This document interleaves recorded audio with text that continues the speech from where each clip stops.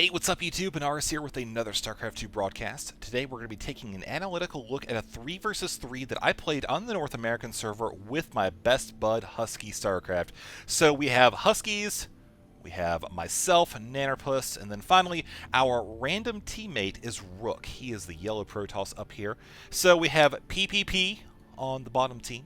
Up here, the top team, our opponents, we have the Shoveler, Zerg, Driven Batty, make him sound like a baddie, the Terran, and then finally we have Tanog, the Protoss. So this is actually going to be, if you take it purely from the perspective of race matchups, they've got a lot more diversity. They could kick our butt. So going into this, a 4-gate was suggested on Skype.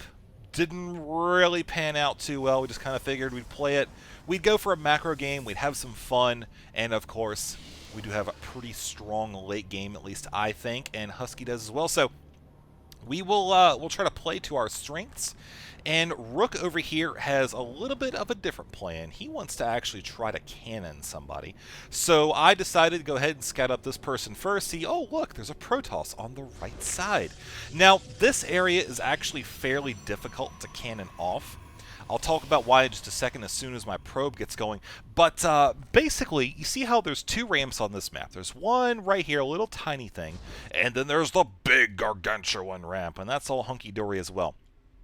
This is a not terrible place to cannon, but, you know, of course, Zerg, you know, not a lot of places to put the cannons up here. So that would be kind of short-lived, of course, as that is being scouted. So Rook decided to go ahead and drop a cannon over here. Now, Tanog, very, very smart maneuver right here. He dropped a pylon just in visual range of pylon and the photon cannon down here for Rook.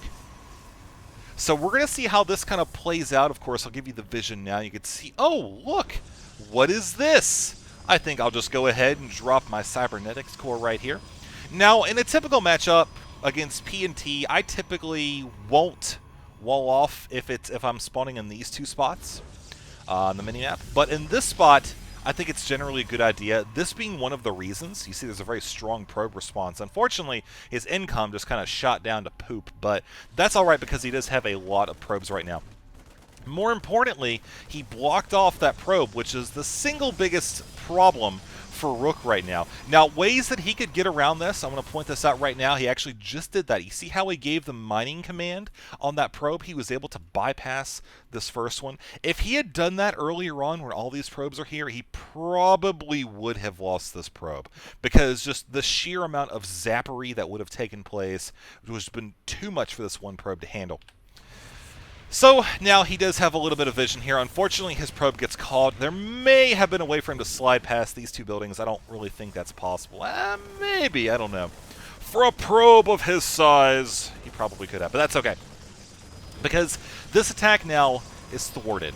So let's take a look now at this failed cannon rush. You see, he's actually going to be losing 150, 300, 450, and of course an extra 200 minerals from the pylons, as well as lost tech time. So, looking at what Rook has right now, not a lot. You see, I've dropped my second gateway just now, because my line of thinking is, we're going to have to carry a teammate. I mean, Rook can drop a cannon somewhere over here, and basically, you know, still allow us some detection without one of us having to get a robotics facility, which I kind of didn't want to do with this game. But still, at this stage, and you see how I'm dropping my third gateway as well. See, what I wanted to do was I wanted to do a 1-gate expand off of course, double gas here. Of course, I dropped that as well once I realized I would have to be running 3 gates. But I wanted to do a 1-gate expand, come up here, do just a whole bunch of macro, and that would be that. But obviously in this situation, you really can't do that anymore. Just kind of throw that idea out the window. Because, like I said, Rook is going to be playing catch-up here in the next few minutes, as he does need to go ahead and get a gateway here going as soon as possible, and also do something with that gas he's going to be saving up as well. He should be able to catch up fairly quickly. I mean, looking over here, down at Husky's base, we see he is working currently on what I believe was Dark Templar. You'll notice how he actually has the probe hiding way over here. He's got his money saved up, Also dropping down a robotics facility as well. What he wants to do with this is he wants to get a warp prism so that way he can come and harass these players. Now this guy probably not the prime target for harassing. Looking over here, however, of course we can just use the handy dandy vision cam and see that we haven't spotted what he has lately, but he's going down a rather unique path here, and that is the 1.5 base into lair tech. So he is going to be popping into this. He sees at 50% now. He's going to be coming into this with a little bit of gas stashed up, but either he's going to have to hurt his mineral income a little bit, or he's going to have to suffer on some gas. Either way, going into lair tech like this at this point in time really doesn't have a lot of purpose. Oh, I'm sorry. It has a limited purpose. So it's good that he's still continuing to saturate the line there. That's very much needed. But we look and see here, he's going to be coming in, like I said, at the 7-minute mark. Really, the only thing he could do to play off of this is to go for some type of Zergling Nidus bust, which admittedly could catch us off guard in our current situation. He does have, of course, Rook has one cannon over there. We have one cannon guarding the ramp as well against any Dark Templar. But really, this just doesn't have a big purpose right now. So when you're playing like this, don't worry so much about going into that fast tier 2 unless you have a plan to go like one base meta or something like this, because like I said, you see how he's got a lot of money banked up right now, and of course he really just does not have the production capability to do anything with it. So he's dropping a Spire. Really the only advantage at this point of getting this early Spire is if he wants to get a head start on the upgrades. But he will continue to save up gas here. In order to really capitalize on this, he's going to have to drop these Vespene Geysers very, very early on. Another thing that I want to point out in team games here, as I do want to note that we have the Warp Prism heading out for Husky Starcraft. Notice how he's got 4 Zealots here as well. It's a very smart move. But I'll tell you in just a minute here. When you're taking this expansion as a Zerg, don't build another hatchery here unless you plan on taking this expansion as well, because the creep will come up and cover this area, and you will not be able to place a command center in this case, or a nexus, or anything of that sort. Now you see I am transferring some probes up here, and I've decided to wall off because, well, walling off up here is pretty much a pain in the butt, but let's focus now on what Husky's doing. You see he's bringing in his Zealots, warping in some Dark Templar, going straight for the Spire. This is actually going to hurt him a lot. Oh no, it gets stuck up there. I think he might have to move it just a little bit more, and it's perfect. So he knocks out the Spire, which is already a huge deal. Of course, the Zealots coming in as well and providing cover against the Zerglings. Basically, he wants to try to tear down this lair, because, again, this is a very smart move. Given how quickly this lair came into play, you know, if he can deny the lair after denying the Spire, then that would just pretty much set the Zerg back to a point where he's out of the game for a long time. That's that. So right now, you take a look and see his money's kind of balanced out a little bit here. We do have Rook going for a robotics facility, looking to get some observers out on the field as he still tries to get that gateway technology researched. Finally finished, good to go. We, of course, have myself bringing in another pylon over here. At this point, I'm worried about mutas coming back into the field. Since that lair was not canceled, it's very likely that we could be facing that. Also, the fact that the Dark Templar attacked probably kind of keyed in our opponents to think, well, if he went for Dark Templar, maybe he's not going to have quite a big of an army, or maybe he's going to be going for a fast expansion, which we, of course, know that he did expand while attacking, which is exactly what you need to be doing. But, you know, still that's that kind of line of thinking that people often end up doing. So it really helps in team games if every couple minutes or so, or after every major engagement, you sit back and you analyze what do you think your opponents are doing. How do our opponents read this? How would I react to this? And then you should follow that line of thinking into how can I counter what they're expecting me to do. So if somebody was going heavy armor units, and then somebody else went heavy immortal, well then, okay, he's probably going to get heavy immortals, so maybe I should get something to counter those immortals. So just kind of general line of thinking for you guys to kind of keep in mind as you're playing team games. So you see my probe unfortunately gets stuck there. Poor little booger as he tries to do his best. Unfortunately, his best is not nearly good enough. So I am beginning those double upgrades now, continuing on with the gateways that just warped in a second or two ago. As we look and see that Rook has finally got some forces together. Looking at the army size right now at this point, we could see it's pretty even across the board with a couple spikes. We do have Tanog here, Driven Betty. Of course, we have Huskies. Myself at 102 tied up with Driven Batty over here. So you see, he's going a very strong Marine Marauder force, like I said before. This is going to, this is a very smart move. I mean, he's directly countering what we have. So I decided to move out because I was like, hey, you know what? If you can give me his vision with that War Prism, I can knock out the Spire, take it out again. The problem is, there's an Overlord right here, and this Overlord spots our forces, and notice how these mutos are just like, oh, whoa, hold on, quick U-turn there, we're going to be heading right back up, and of course the Zerglings coming down as well as the Marines and Marauders, who are currently 1-1. Of course, my own upgrades I've just started a little while ago, and this is the moment where we're just like, oh god, run! So I didn't want to blink right off the bat, just because I wanted to try to get under the Mutalisks and run away. I figured if I don't blink there, they're probably going to hang out a little bit. And again, that's just kind of a trivial little thing, but still, nonetheless, every little bit counts. Oh man, poor little Warp Prism there. And so finally, we do have the red player moving out towards the expansion, which you could see Rook has claimed, needs to get a few more probes on that. And of course, my own upgrades just finished a second or two ago. So getting those up with Armor 2 and Weapons 2, we look back over at the Shoveler's base, who still is continuing to try to saturate his mineral line. Of course, the Marines and Marauders heading out as well. So at this point, I decide now is a really good time to go ahead and continue teching up, try to get another expansion going, which we do have right here.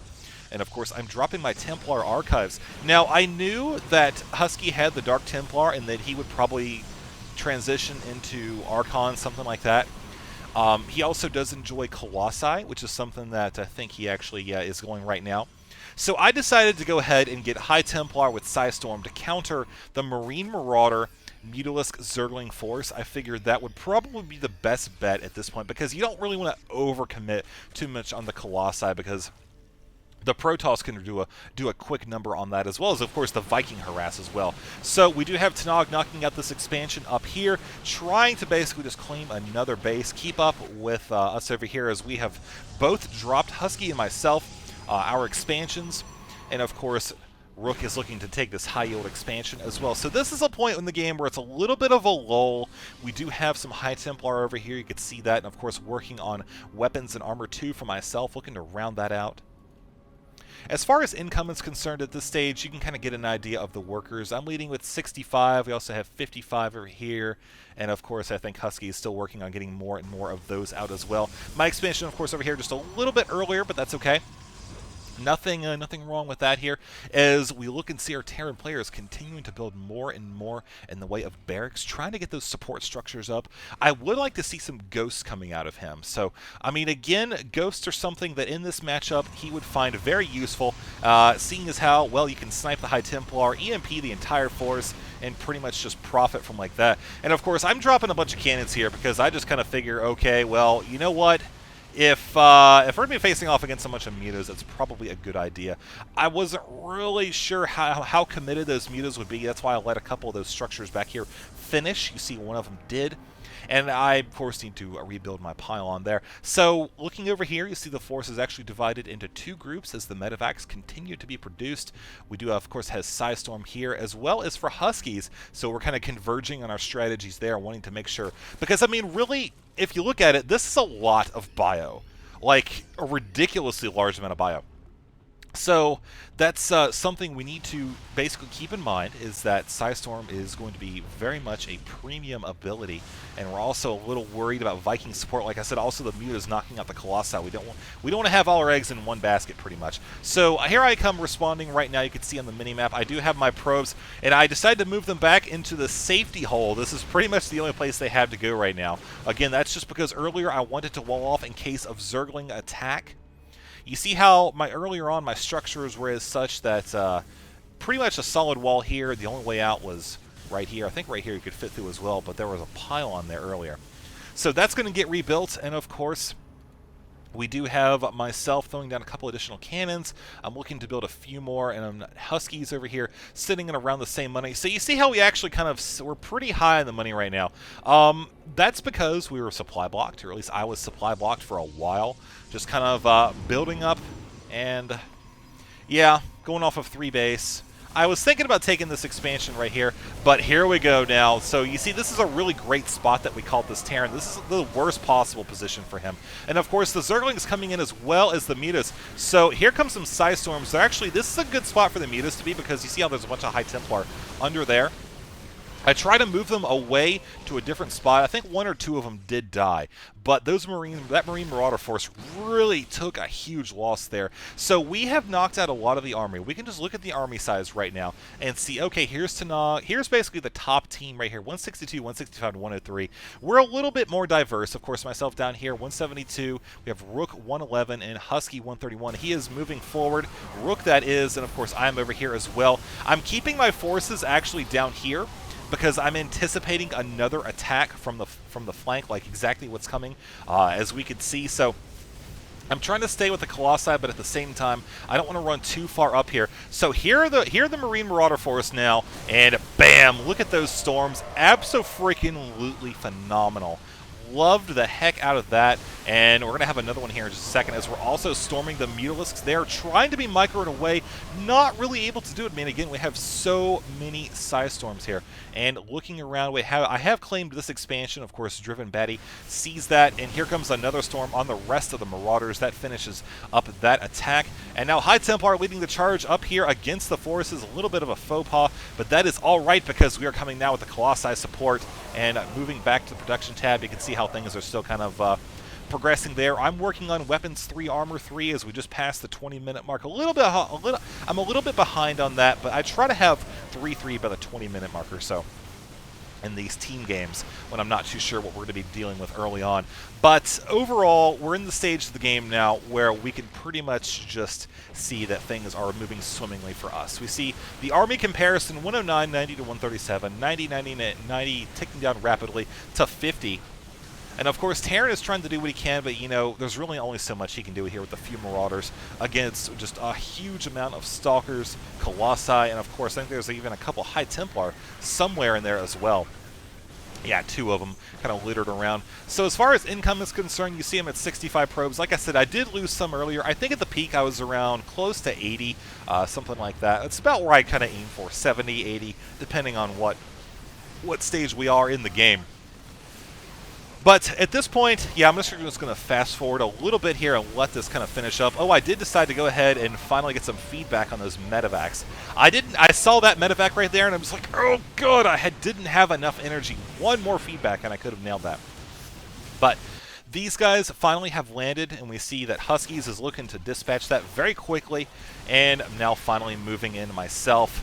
We are going to be heading in and finishing up the Terran player. So that's pretty much going to be it for this video, guys. Like I said, I wanted to kind of, I wanted to provide some analysis here on a game that may be cast by Husky. I don't know if he's going to be doing this one or not, but still, it was pretty funny how this game turned out. And yeah, so I hope you enjoyed it. If you did, please consider subscribing. And of course, you can head to my channel, click the link above the video, and make sure you've caught all the newest videos. The Chicken Accelerator, which is a Minecraft thing that just still makes me laugh to this day. And of course, I've been continuing on, as you see, with my team analysis series, trying to fill a gap I really don't see. And I realize that, you know, team games, they can be kind of hard to analyze, especially since you saw how I didn't really pause too much this game. I tried to basically just go with the flow and explain as things progressed. But still having to pause once or twice there. So, as always, if you enjoyed the video, please thumbs it up. I mean, like I said before, this is how I know that you guys are enjoying this team series and learning something from it. So if you be sure to thumbs up the video, that lets me know. I mean, just click that. It takes like 1/2 a second of your time. Just go pink on that little thumbs up. If you enjoy it, that is. I'm not being like, oh my god, thumbs up my video. So, that's it. That's all I've got. I gotta go to work. I'll see you in the next video.